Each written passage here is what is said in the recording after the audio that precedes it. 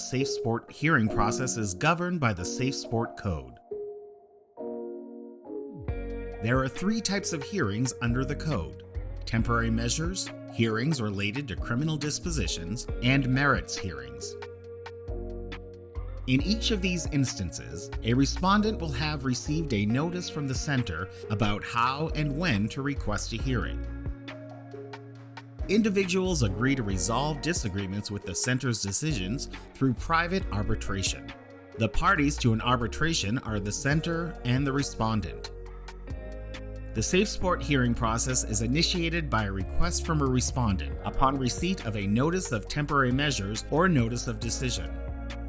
SafeSport arbitrations are managed by the independent national arbitration firm JAMS, a panel of arbitrators, former judges, and practicing attorneys who have a background in matters similar to those handled by SafeSport.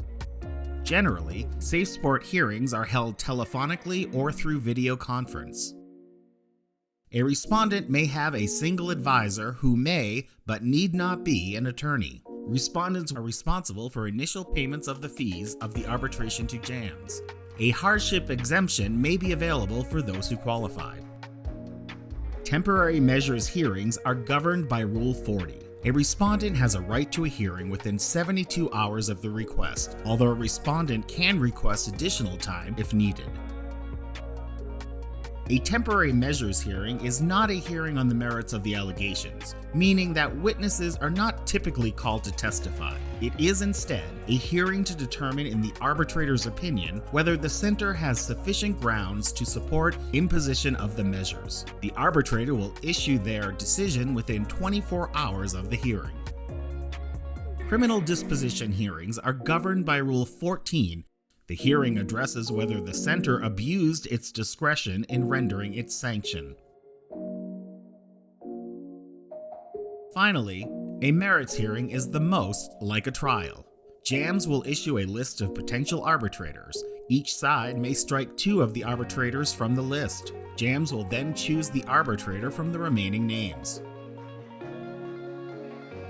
At the merits hearing, the center and the respondent offer opening statements, present documentary evidence and witnesses, and offer closing statements. The hearing is de novo.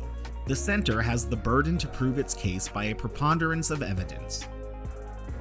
The rules of evidence do not strictly apply, and while the investigation report and notice of decision are admitted as evidence, they are owed no deference.